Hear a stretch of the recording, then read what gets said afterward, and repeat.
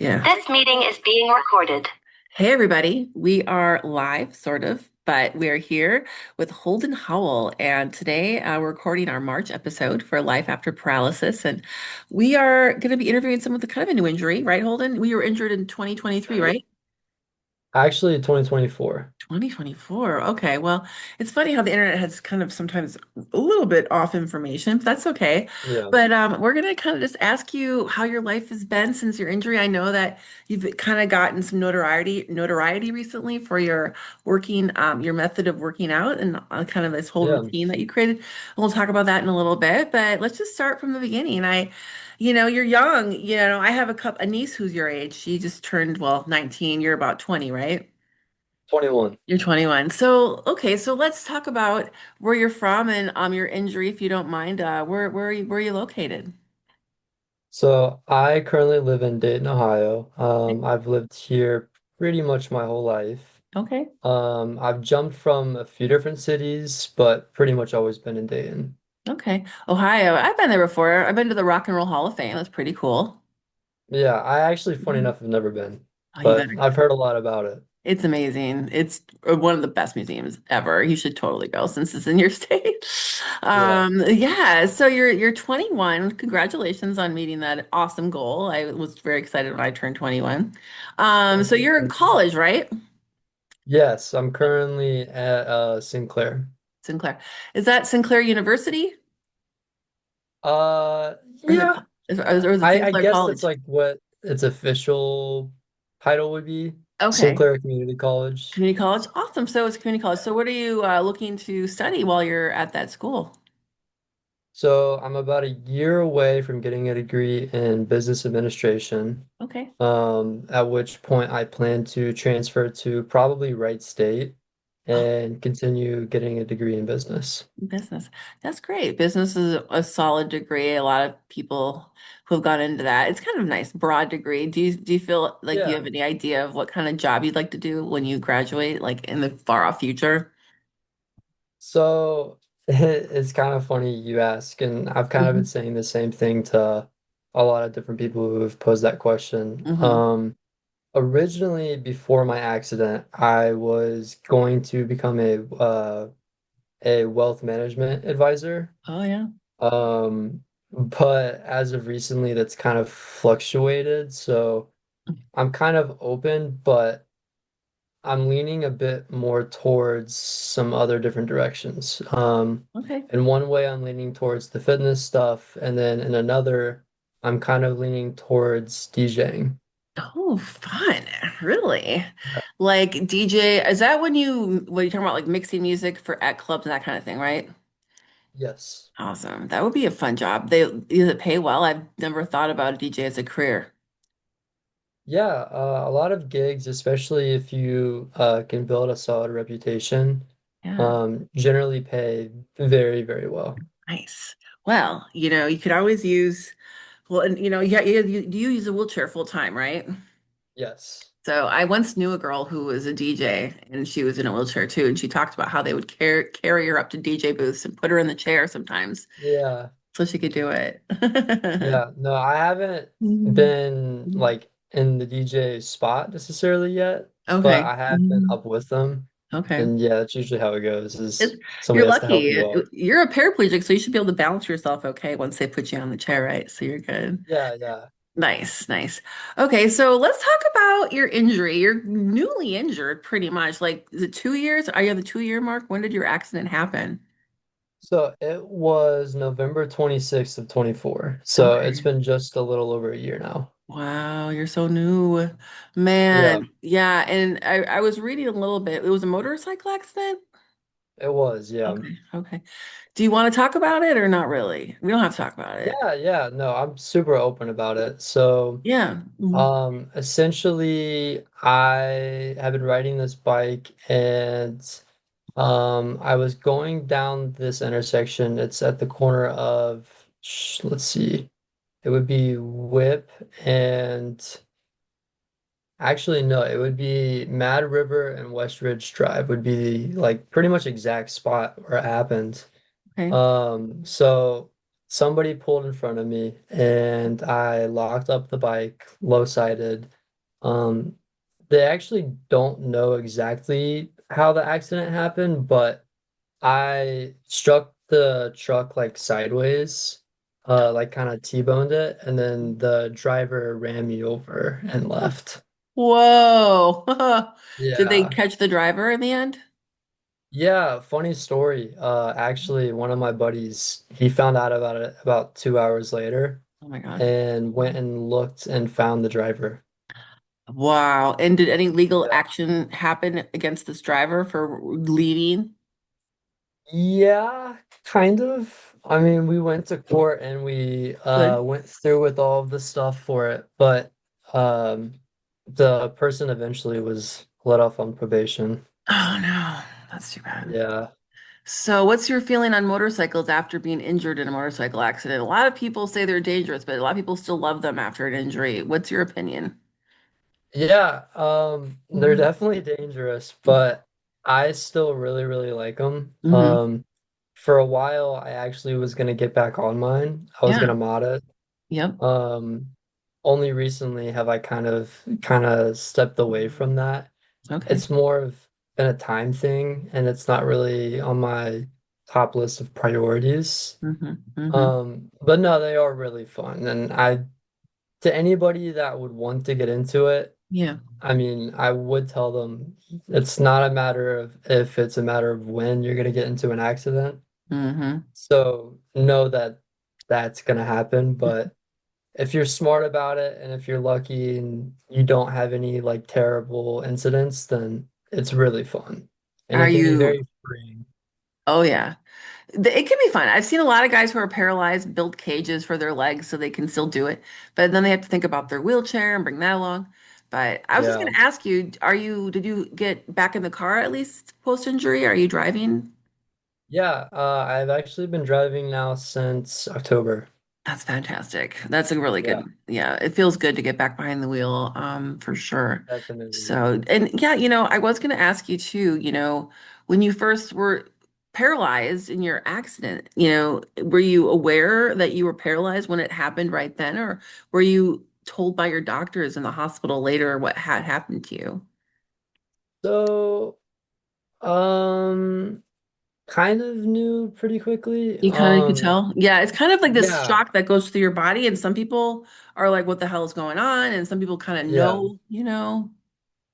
So I will say it was kind of funny because the hospital that I ended up going to, there Hmm. was a heart surgeon that had just left, and he was a few cars back from me on the scene. And when Wow. I got flattened out by this truck, he actually was one of the first people to come and help me. Wow. That's So he pretty much was the one who diagnosed it. Like he did all of the checks immediately and wow. knew the protocol, and he was the one who um, pretty much broke the news to me because he had asked me like he was touching different parts of my body and seeing if I could feel it. Yeah. And when he got below my chest, I couldn't feel any of it, and I could just kind of tell by his reaction, even Hmm. though he wouldn't tell me that Yeah. that's what it was. Yeah, it's a hard job for the doctors to have to tell people that. You have to sympathize with them as well, and it's not easy for either party. And when you kind of were real, you realized this maybe I'll walk again. Some people really, they might, you still might, but it's pretty Mhm. serious, obviously, in terms of, permanency though. And what were the thoughts that kind of went through your head at first? Like, because you're a young man and I was injured at Yeah. 14 and what were you thinking? I think it's always interesting to hear people's initial thoughts on this. So, I mean, initially, like at that very moment when I realized, I Hmm. was kind of like, mm, that wasn't like my biggest focus. My Hmm. biggest focus was making sure that I was okay enough to be stable. Yeah, Um, my grandma and her siblings actually, they had a brother who had died in a motorcycle accident when they were younger. that's sad. And so I promised her when I got the bike that I would be safe. Oh my gosh. And Wow. yeah, so that Mhm. was actually like the first thing that hit my mind Yeah. was I thought of her and I was like, well, I mean, I kind of have all of the cards right now to go if I want to, but I kind of have to thug this one out. So, um, that was my Mm-hmm. immediate thought. But following like the days after when it happened, the recovery was pretty rough. Yeah. Where did you go for I'd your almost, rehabilitation? What hospital were you at? I was at the Kettering Main Hospital. Okay, that's Ohio, And right? then, Yeah. yeah, and I was there for 2 weeks, and then I spent 3 weeks at Dodd Hall at OSU. Okay, that's not long enough. They really push people fast through that. And then Yeah, then they sent you home, right? yeah, After 3 weeks. It's terrible. Did you feel prepared when you went home? Like, what was the transition like for you going home and you were lived with your parents, right? Because you were pretty young. yeah. Yeah. Was it crazy? Um, It's so hard going back home in a wheelchair and you're like, what? This is so gonna, everything's so different and you're sitting. yeah. No, Yeah. it was Mhm. definitely new. I don't know. It was like on one hand, I was kind of nervous, but on the other, I was like, I'm gonna have to figure it out on my own anyways, Yep. because Yep. there's only so much they can teach you, and especially Oh, in the it's time true. that you're there, Yep. as much as they are helping you, they're kind of limiting you because Yeah. in some ways, like they're teaching you the very basics, but like you ultimately are going to figure out what is best for you just by doing it. True, true. And having somebody tell you what should and shouldn't be Yeah. can kind of mislead you a bit. Don't get me wrong, great therapist. Their team is amazing, but Yeah. like for example, when I do transfers, I lead with my head. Okay. And I was always told that you should lead not with your head, but it's Mm. always came easier for me and That's has always funny. been safer. Yeah, yeah. You should do what feels best. And you're right, therapists, they only know what they've been taught in school. They haven't actually lived the life, right? So Yeah, it's hard for, I think they try their best, but I have gone head to head with therapists too in my experience, because sometimes yeah. have you learned from other people with paralysis, just from online stuff or anything like that? A little bit. I'm actually friends with somebody who's also paralyzed. Okay, okay. Like Her a, accident was, I think, like 6 months before mine. what? That's crazy. Yeah, Wow. That's good. It's good to have someone that you can talk to and, talk to. I know a lot of guys that end up playing wheelchair rugby or other sports. They end up learning a bunch of like transfer tips and stuff like that from other people hmm, in wheelchairs too, because they have lived the life for so long. I know I've learned right. tips from other people too. But I'm glad that you seem like you're mentally pretty tough, it seems, pretty resilient. And have you always been like this your entire life or something? Or you get it from your parents? Well, I think a lot of it has been developed. It's kind of funny because when I was paralyzed, it was kind of just like adding it to the book at that point. I've had so many injuries that Mhm. from when this one came, it was kind of just like, I don't want to say anticipated, Mhm. but Mhm. there's never really been like a super long period of time where I haven't been injured. Like Like from sports or just life in general? Mhm. definitely from Mhm. sports. Like Okay. I skated from the time that I was consistently at least like 14 to up until my accident and like Skateboarding? yeah. Cool. So like I'd Okay. torn my Mhm. hip flexors and had Mhm. all different types of injuries from that. And Okay. then um just lifting accidents like. And then I want to say it was like a year before my accident. I Mhm. tore my shoulder. I tore my labrum and my AC joint in a really bad snowboarding accident. Oh man. Um, that was my first big injury, and Mhm. that one definitely prepared me very well because like that was the first time that I'd ever been taken out from daily activities like that Yeah. severely. Like I couldn't even really raise my arm for I want to say like 2 months. Oh my God, that's hard. Yeah. Can't dress or anything that So well. Yeah. yeah, so Mhm. that kind of set me up.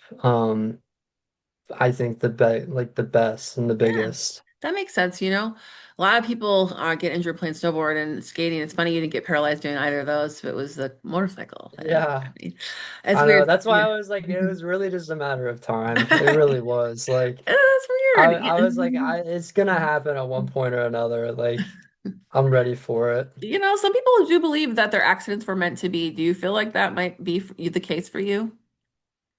I think in my situation, yes. Yeah. I think more because not of all of the activities I was doing, but more so because I think it was to give me a greater purpose of setting other things up, like with the fitness program Let's talk and about of that. the Mhm. opportunities that have come from me being paralyzed. I think that was all meant to come from it. I believe so too. So let's talk about the exercising thing. And now before your accident, you were doing like serious lifting, that kind of thing, right? Yeah. Okay. So I've been And weightlifting now for, I want to say like it's been a little over 4 years. okay. And that's Yeah. like when you just try to build muscle, right? Like, is that the goal mainly? Yeah. Okay. I Mhm. lift mainly for hypertrophy, which is more of like an aesthetic build, but Yeah. um, Mhm. I do a little bit of functionality too. Cool. So then after your accident and like at what point were you ready to start working out again? Was it something that you started doing physical therapy or when you went home and you went to the gym and was like, I'm gonna just try to do this? Like, when did that happen for you? Your first serious Technically, workout outside of PT. yeah, so outside of PT, Hmm. technically my first like real workout was I want to say like 2 weeks out of rehab. Okay. So I got home, but funny enough, my home wasn't renovated for me. That takes a So while. I actually, yeah, so I actually ended up staying elsewhere for 2 weeks. But when I finally was back home, um, I started going back to the gym again and was way too early too because I actually ended up hurting myself and tearing my back. No. Yeah. So that put me out for like another 2.5 months. Um, Was that yeah. because you were just attempting to do something that physically you weren't able to do anymore, or is that something you had to learn as you worked out again and figuring out like the machines you could use? I think I think a lot of it was just timing. Okay. My injury was very fresh still, and Yeah. like I'm very hard on my body. So Hmm. like when Hmm. I came back to the gym, even though I wasn't really doing like any extreme lifts, Hmm. I just needed more time to Hmm. rehabilitate. It Yeah. was too soon. Yeah. So Um, I that's think great. it was just too much too soon. Well, I'm impressed that you were there doing that at that early on because a lot of people wouldn't have the confidence even to go into a gym, you know? And so I'm pretty impressed Yeah. that you did that. So how did you end up modifying your workout? Because kind of let's get into it. I know that's kind of what you're doing now. It's called One and All Fitness, which is Yeah. cool. So let's talk about that and and what exactly is this workout? Let's start with that. Okay, so this is like the on paper description. One and All Fitness is essentially what, at least up to my knowledge, is the first ever fully free and public workout which uses non-accessible equipment and non-accessible gyms. It's awesome. I love Yeah, that. I and love the idea ideally of it. should be able to be used by like universally all wheelchair users is my goal. Okay. But there are some certain issues that I haven't kinked out yet. Like, I think it was EDS is what it's called, which Yeah. is a tricky one to work around. Okay. So, other than some small stuff like that, if anybody who has full functionality from their chest above, Hmm. is in a chair, they should be able to do it. Okay. So, do you want to like just do a little bit of a detailed overview of what the workout is so people kind of know what it's all about? Like, how long does it take and what kind of workouts are we talking about here? Yeah, so Mhm. I would say like comfortably you can get it done in roughly an hour. Okay. Um, it can definitely take longer if you really take your time, but comfortably an hour. And it composes a chest, back, shoulder, and arm workout routine, Okay. split up between different days. So it's a 4-day workout. Um, and you do chest and back for one day and then shoulders and arms for another.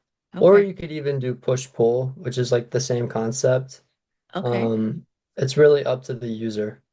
All right. And what machines have you discovered, or are we, since you're trying to make a non-accessible gym work for a wheelchair user, what Mhm. equipment do you recommend, and what is equipment is part of your routine that for One and All Fitness? So I would say that probably I've kind of gone through and nitpicked a lot of machines that I think are the most safe and like functional. Hmm. Because you can still find machines that work, but they're not very good for what you're trying to use. Yep, yep. Um, So kind of already understanding like the biomechanics of the individual machines, then just trying to piece it into the workout of how can I make it accessible. So a Yep. lot of the machines are already really accessible.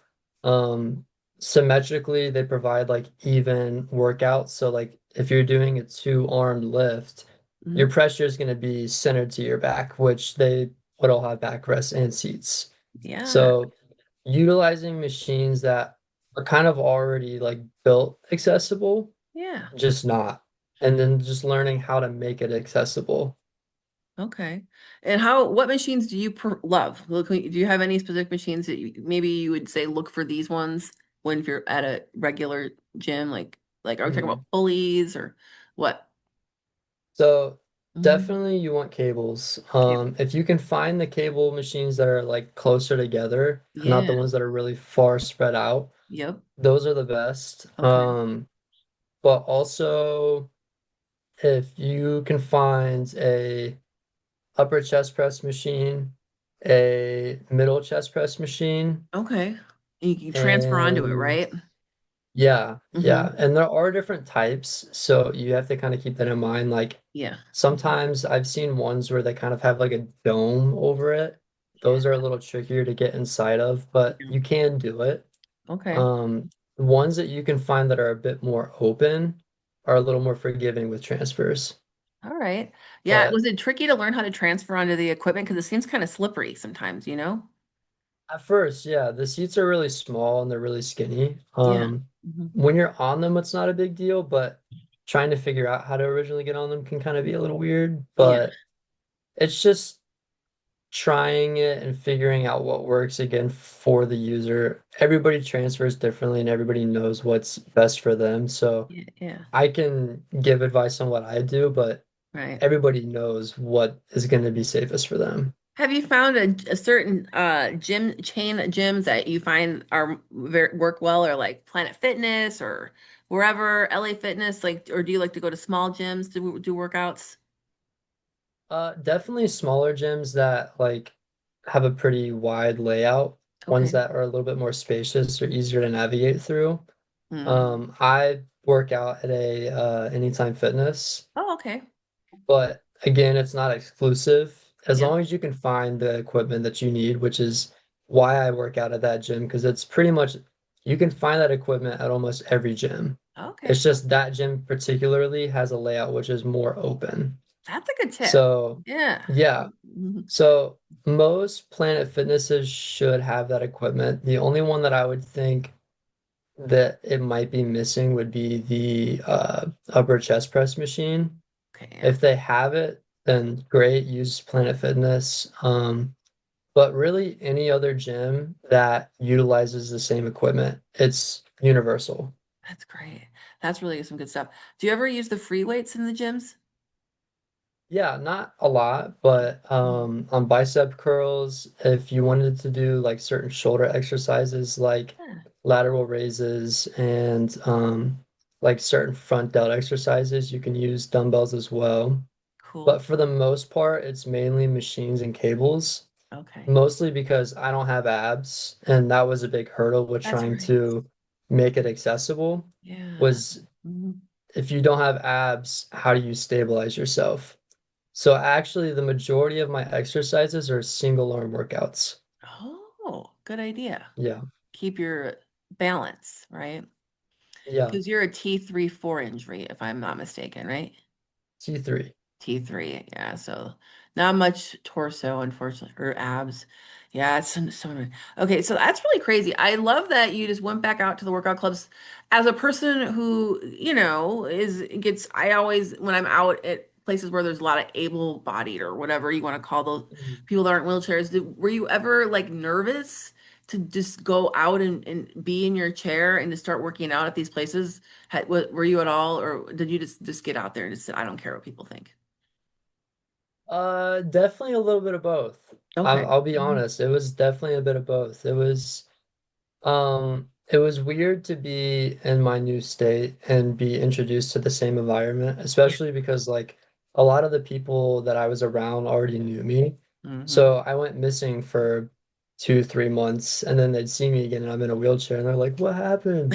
Oh my gosh, yeah. And I gotta Mhm. go and explain the whole story again that I've told like a million times.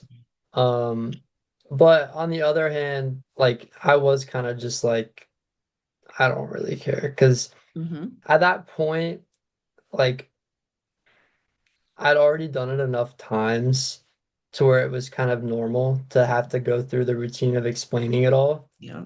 So it was like, yeah, it's a little annoying, but I don't care. I'm gonna go to the gym. Do you ever get people coming up to you and going, "Good for you. I'm so Oh inspired." yeah, all the time, all the time. That's pretty normal. Yeah. How do you feel Yeah. about that? Hmm.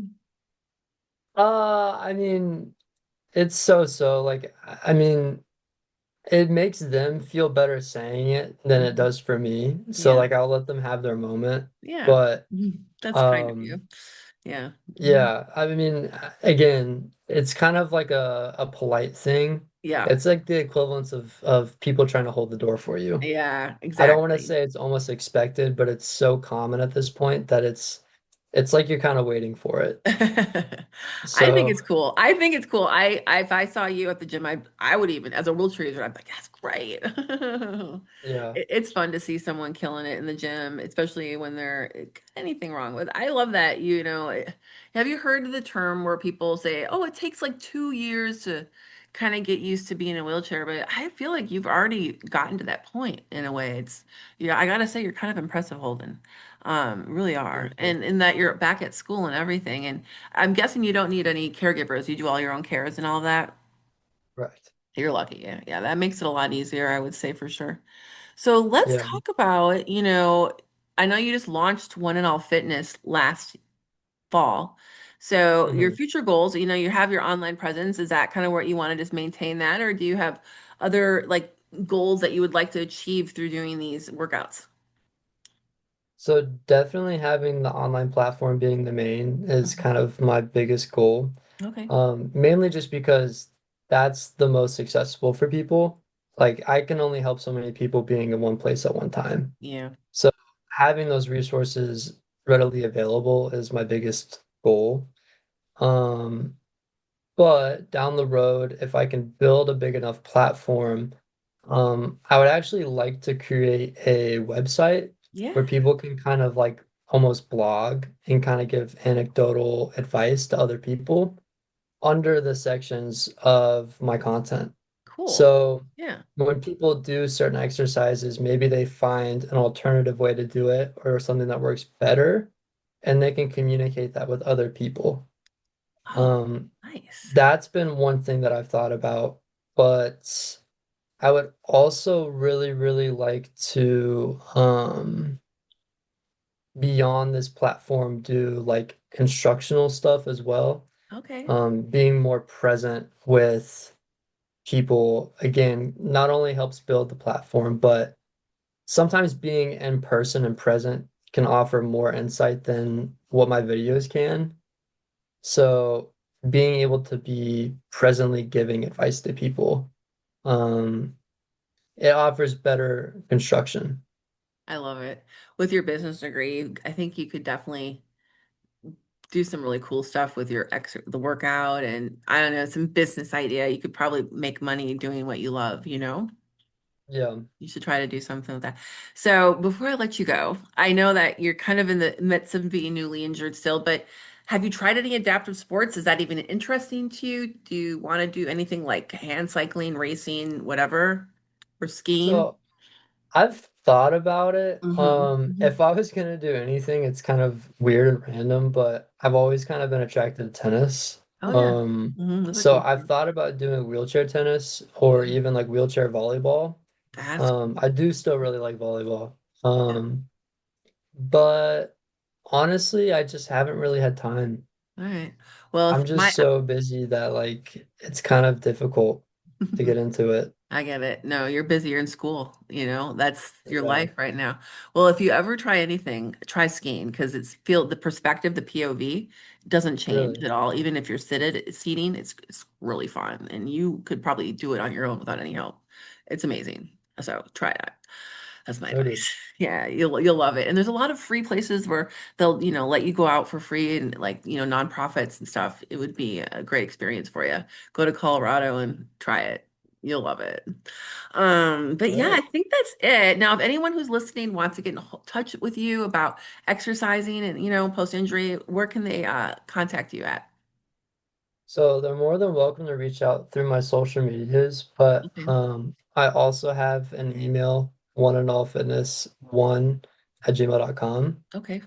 They're more than welcome to reach out through there too if they don't want to message me through social medias. Okay.